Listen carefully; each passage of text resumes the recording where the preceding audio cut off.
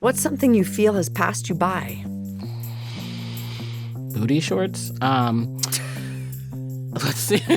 My mother actually used to hate that story because she's like, I told you all the time you had a beautiful smile. Now this random man comes and tells you. Like, by the way, just to have said it now, I'm very much enjoying this game.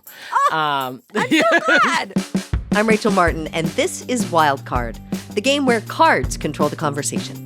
Each week, my guest chooses questions at random from a deck of cards. Pick a card 1 through 3. Questions about the memories, insights, and beliefs that have shaped them. My guest this week is Uzo Aduba.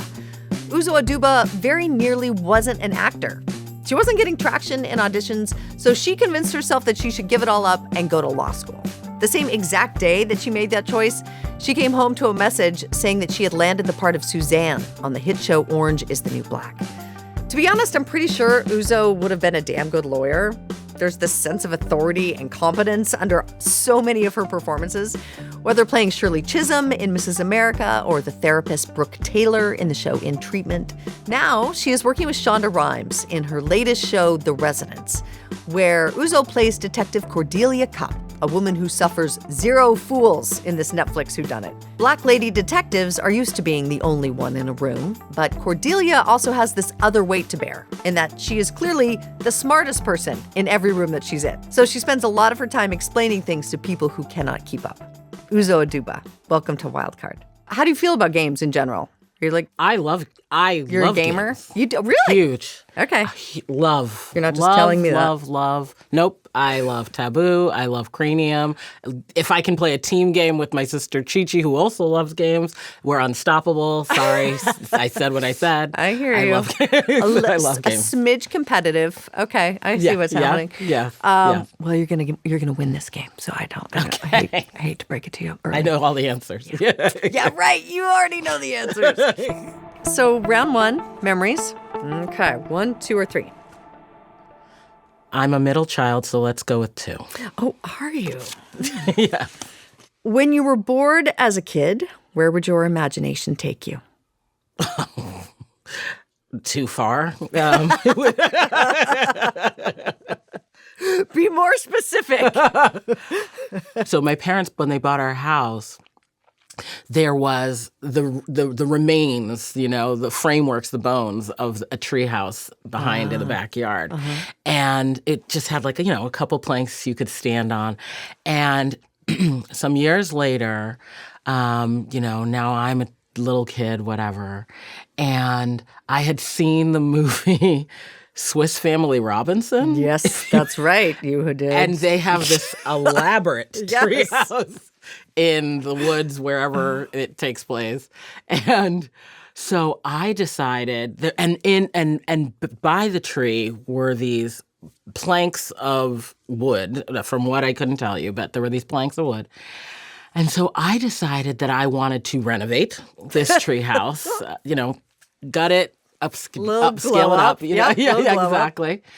And so I took my father's toolbox from the garage, nails. I have no skill set in this. Like, this I'm is like incredible. 8-10 years old. Yeah. I loop my sister Chi-Chi into this, and I'm hammering down one plank, and it's extending off, and I'm like, we built this extension. I'm like, this is great. And I had this terrible idea, and I was like, Chi-Chi, go out to the end to see if it can bear our weight. And she was like, why me? And I was like, I'm going to sit on the end because if I go, I'm heavier than you. It could all fall over now and all this work would have been lost. But if you go first, we can slowly be adding weight to see, whatever. Clever. Horrible. Horrible. She goes out. She goes out to the end. I'm sitting on it. It holds her up. She turns around. She's like, it worked. And then I was like, okay, I'm going to sit up. The second I started to sit up, they come ripping out. Thankfully, she was okay. She caught herself. I sat back down. My brother Junior had to come and get a ladder. But those were the kind of harebrained, half-baked ideas I was having as a kid. Sorry to sound like an old lady, but children, this is what we used to do when we didn't have screens. Yeah, play outside. That's right. Build tree houses.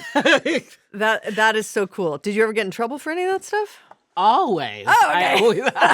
I was my mom, she was like, Uzo, She was like real emphasis on the name when I was really getting into it. She's like, you're going to kill yourself one day. You're going to kill somebody one day. The way you're just, this imagination of yours, it is too much. It's too big, That's pretty amazing that you had parents who made you think, even though on the one hand, your mom was like, don't kill yourself or others. Clearly, they were giving you some kind of foundation that made you think that you could do or dream anything. They were constantly beating the drum and filling my siblings and I up with the idea that we can do anything. And I, foolishly or smartly, believed them. I believed them. It worked out. It worked out. Let's just say that. Okay, 3 new cards. Okay. 1, 2, or 3. Let's go with, I don't know why I'm trying to apply strategy to this. It doesn't matter. It doesn't matter. Let's go with. You'd be surprised at the number of people who actually do try to project I some legitimately was like, well, if you carry the one and the flux capacitor, like you can, let's go with 3. What's an experience from childhood that made you realize your parents were only human? I'll probably say high school. And this probably, the event was in high school, but later I realized that they were people. Yeah. My parents, like I said, immigrants came here, working hard, 5 kids, very humble beginnings financially, where we started, our story starts. And when I was really little, I think in the second grade, to help supplement the household income, my mom worked at McDonald's. And I thought, and she was a social worker by trade, but she picked up a shift as a manager at a McDonald's. And I thought it was so cool when she worked at McDonald's. I was little because we got to go to McDonald's, which we never did. Hopefully. Exactly. I was like, this is awesome. We get all the chicken nuggets we could ever ask for. It's amazing, And then cut to when I was in high school, she wasn't aware. She was stopped working at McDonald's for a time, taking on that second job. But then when I was in high school, we needed some supplemental income again. And she was working at a Sears in the clothing section. And my mom, I remember, who has a double master's and working at Sears. And I felt so self-conscious of it as a kid. And frankly, and I'm not proud of this at all, I remember I was just such a brat to her one day. I came in there because it was at the mall, and I was afraid somebody was going to see her because I thought she was above it, whatever that even means. Yep. And she was just tolerant, is the best I can say, of my poor behavior, poor behavior towards her. And I remember later, I would say in my 20s, mid-20s, definitely after college, I thought back to that moment and was, number one, aware that everything that she was doing, for the first time, it really dawned on me that everything, and quite literally I do mean everything, was for us. Yeah. So that we could have figure skated, done ballet, have a home, And I wound up having to call her. How'd she respond? Yeah. Oh my gosh. She was the gracious the woman that she always was. She's like, oh, Uzo, don't you worry about that. Just nothing to forgive. Wow. There was nothing to forgive.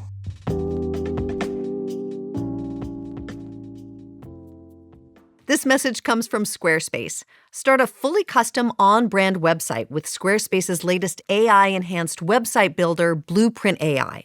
After a few questions, their interactive design system transforms basic information about your brand or business into an elevated online presence with curated premium quality content automatically added and matched to your profile and aesthetic. Head to squarespace.com/wildcard for 10% off your first purchase of a website or domain. I want to pull back now, though, because I want to talk about The Residents. Yes.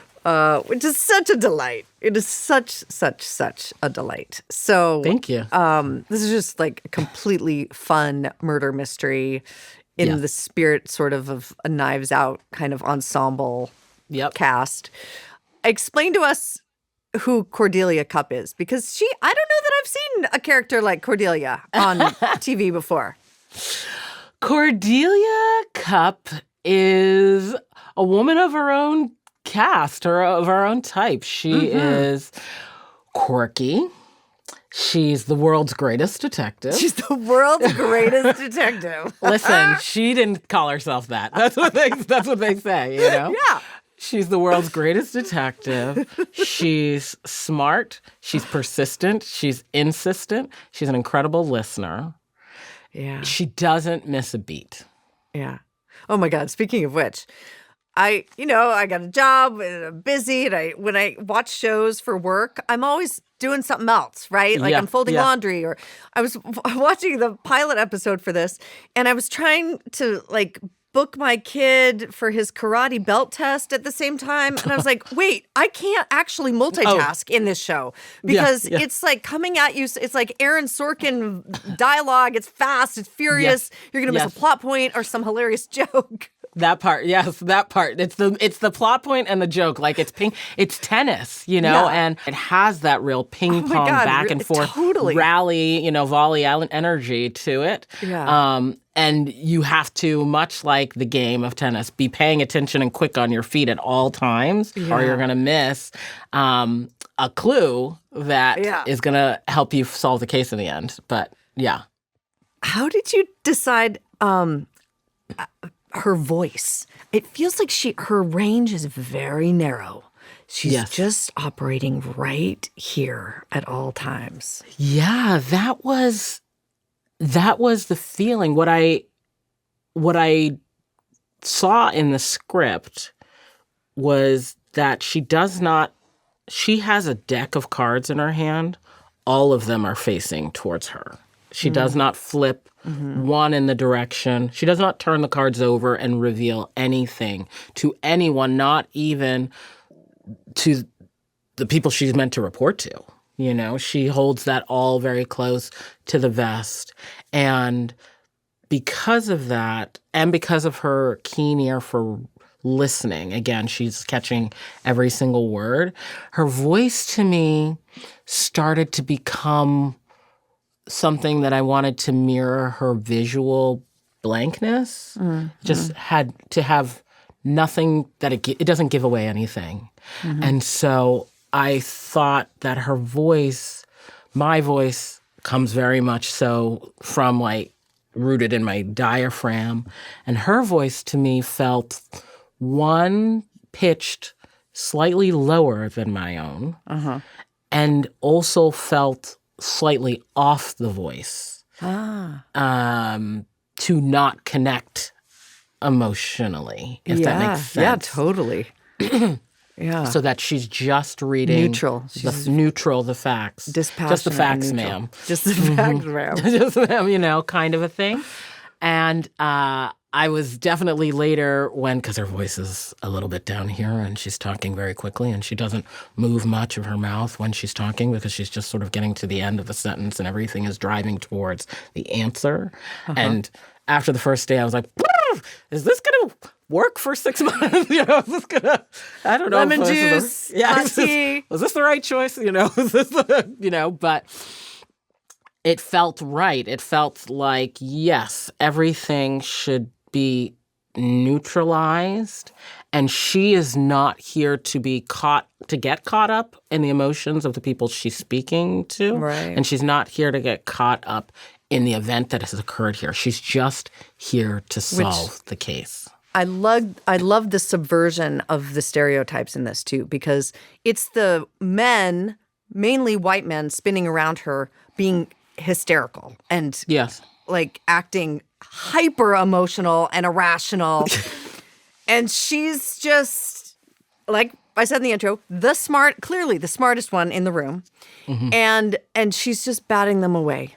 Like she's just batting them away like flies as she works on through her process of solving this crime. Yes. She serves the job. Her job, her only focus, her only priority is to be in service to the case. That's her passion, that's her love, that's her drive. Every other apparatus that's surrounding her will not lean her away or closer to that priority. Yeah. Well, it's such a fun ride, this show. So many, many congratulations. It's so fun. Thanks. Okay, we're going to get back into this game. You feel like you're ready for round 2? Born ready. Let's go. Round 2. Oh, blue cards. Blue cards. Thank you for Switching it up. noticing. Insights is what this round is called. 1, 2, or 3. Let's go back to number 1. Let's do it. What's a quality you're drawn to but you don't possess? Ooh. Right? A quality I'm drawn to. This is going to sound so random, but I love it. the butterfly stroke in swimming. I Gymnastics. love that was the first thing that came to your mind. I have watched people do the butterfly in awe. And Let's be wishing honest, it's a crazy thing to do. I too am like, I don't understand how you're making your body go like that and you're going so fast at the same time. Yes, they look like they're flying in water or like actual dolphins. I wish I could do that. I can't do it. And I've tried. I don't have the stamina. I don't have the wingspan. I don't have the ability to get out of the water. It's just wild. And there was this girl growing up when I was a kid. Her name was Jennifer. I don't remember her last name, who was on the swim team at the swim pond where we used to go. It's a little swimming hole in my hometown. She was on the swim team. And I would just watch her. And she was fierce. And I thought it was just like magic, like watching like Jordan on water or something do this butterfly. I wish I could do it. I can't. What was your stroke? What's your the backstroke? I did the backstroke. The backstroke. That's where it's at. Let's be comfortable. It's lounging. It's relaxing. It's a glorified luxury sport. Of that. Next 3 cards, 1, 2, or 3. Okay, let's go with 3. Oh, I like this one. I mean, I like all of them. What's something you've had to give up as you have grown up? Something I've had to give up as I've grown up.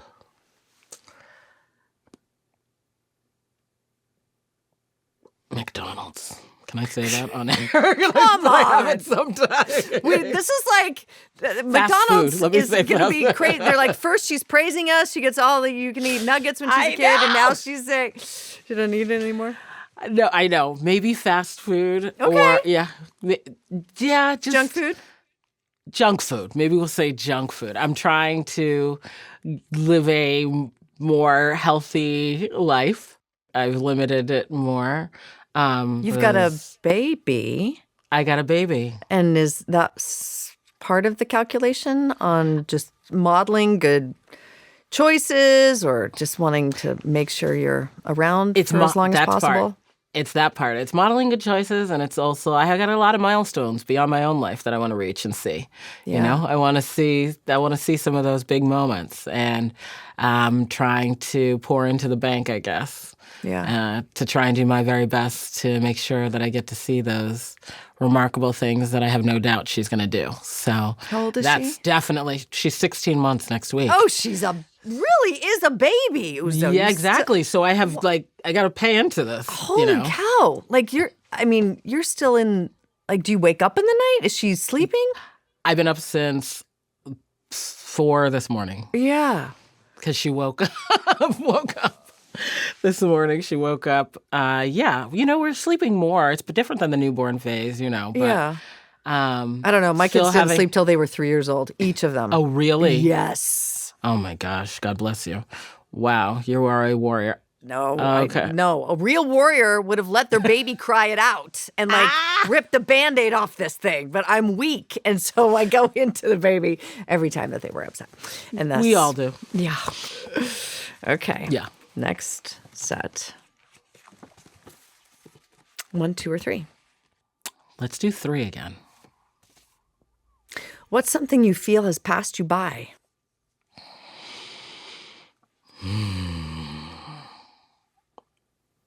Booty shorts. Let's see. What has passed me by? Something that has passed me by? I don't know if I feel like anything has passed me by. That's interesting. And it kind of tracks with getting to know who you are and how you define possibility and your limits, which sound kind of limitless. Yeah, I don't know if I feel like anything has passed me by. I very strongly believe that anything can come from tomorrow and that literally anything is possible. So I don't think I don't think I believe that. If I believed that as a mature woman having a daughter, I wouldn't have done that. Yeah. For me. And of course, there's amazing, great fortune there, right? But really having her solidified for me that there's still room for even the big dreams that feel like they might be coming up against the edge or the fringe, Parenthood for you was a dream. Yeah.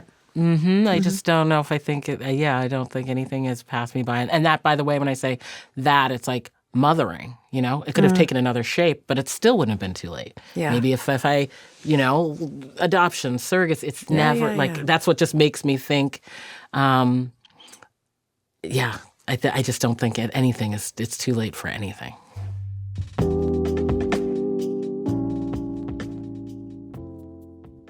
This message comes from Squarespace. Squarespace makes it easy to manage your payments, all in one place with Squarespace Payments. Onboarding is fast and simple. Get started in just a few clicks and start receiving payments right away. Plus, give your customers more ways to pay with popular payment methods like Klarna, ACH Direct Debit, Apple Pay, and Afterpay. Head to squarespace.com/wildcard for 10% off your first purchase of a website or domain. Last round. Beliefs. Oh, we went into cards. red. We did. Don't be afraid of the red. The red is warm and inviting, like a nice fire. Cool. Okay. 1, 2, or 3. I'm going to do, and by the way, just to have said it now, I'm very much enjoying this game. I'm so glad. I'm enjoying it. Let's do 1. 1. Yes, please. Have you made peace with mortality?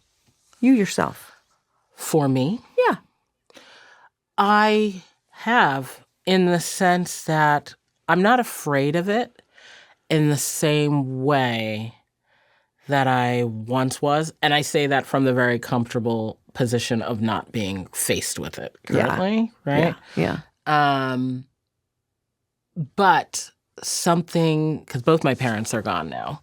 Me too, Something that gives me strange comfort, because I do think that they're right here, all the ancestors, because I know people in the club. You know what I mean? It's who are at the club.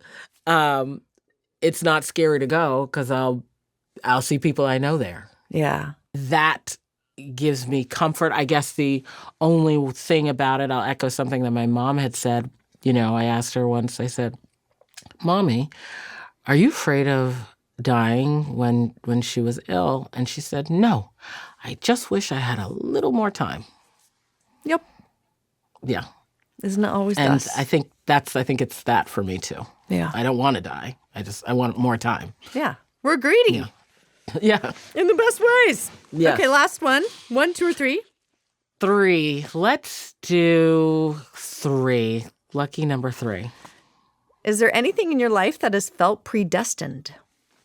Not particularly. Maybe the closest thing that I can think of, but that I don't even know if I necessarily think it's predestined,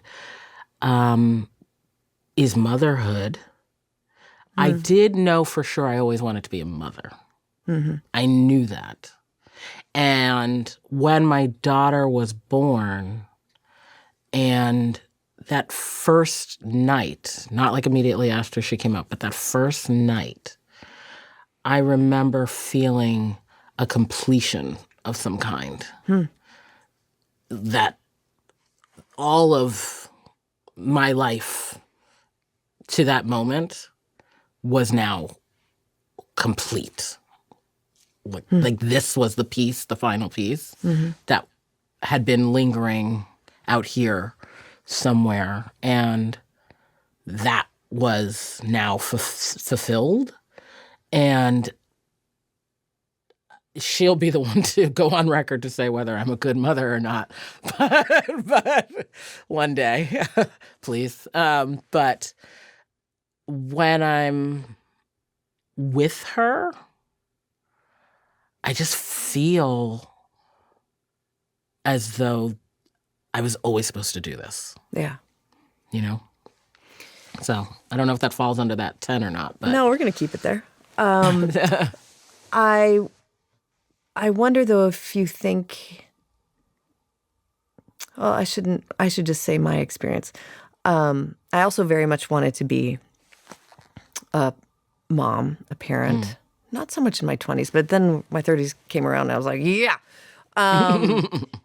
But my mom had died by the time I found my partner, my husband, and we had kids.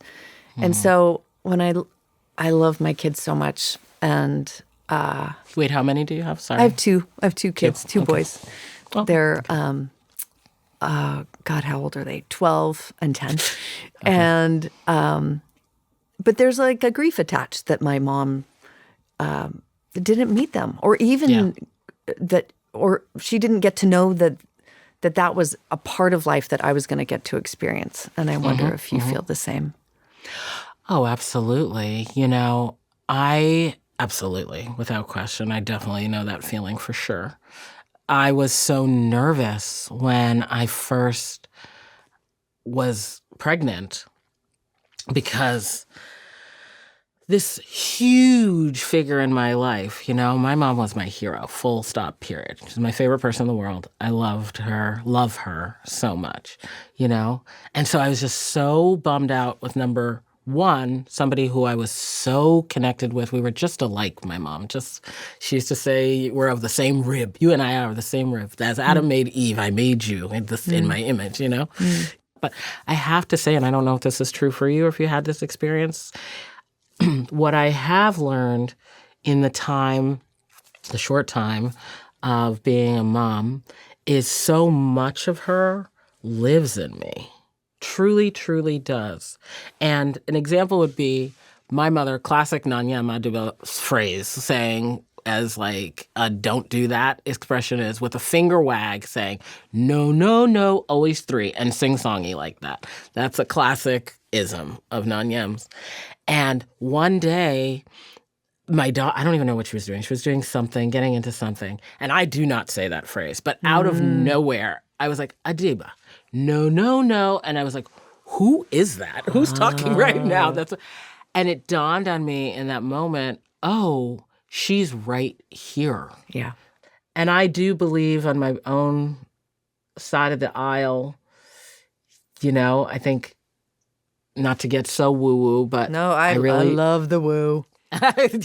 I do believe heaven is closer than we think. And I think it's right there, just out of reach. And they get to see be with all those who went before them who they loved all day, and they get to experience watching everything that we're doing, and they don't miss a birthday, a Christmas, a graduation, a christening, a holiday, a birth. They see all of it. And it made me think, well, maybe that's where the expression best of both worlds comes from. They get to be in both places at once. And we're over here crying that they're gone. And then when we go and move to heaven, it's like, I didn't miss a thing. My mom's going to be over there like, I saw it all, my dear. I saw everything. And you were over there crying for nothing, So we end the show the same way every time. And that is with a trip in our memory time machine. Here we go. You choose one moment from your past. It is not a moment that you would change anything about. It is just a moment you would like to linger in a little longer. What moment do you choose?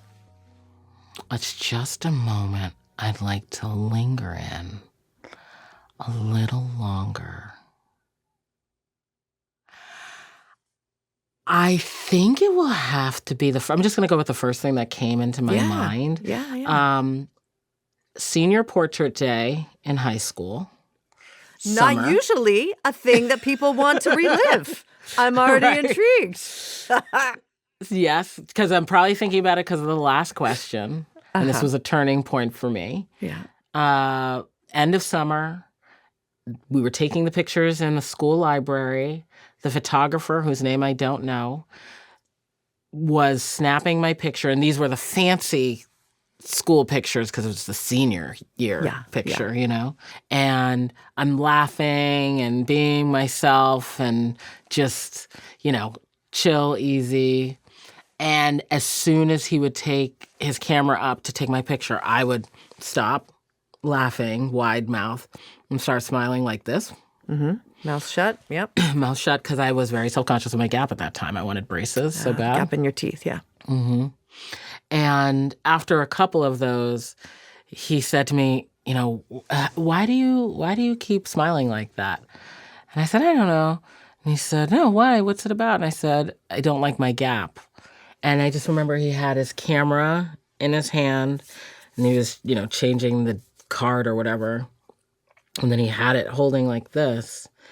And he just said, like, I think you have a beautiful smile. And my mom had been saying that to me my whole life, my family, everybody. And I never believed it.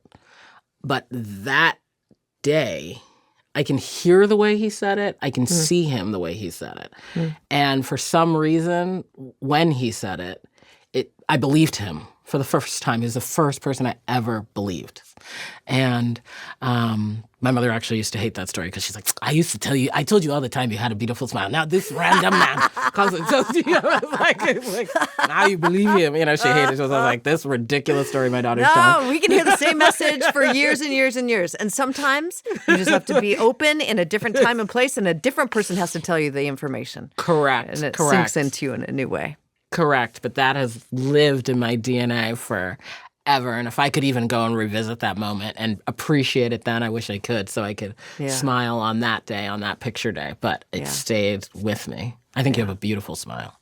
Uzo Aduba, it has been such a pleasure to talk with you. Thank you so much for doing this. Thank you so much for having me.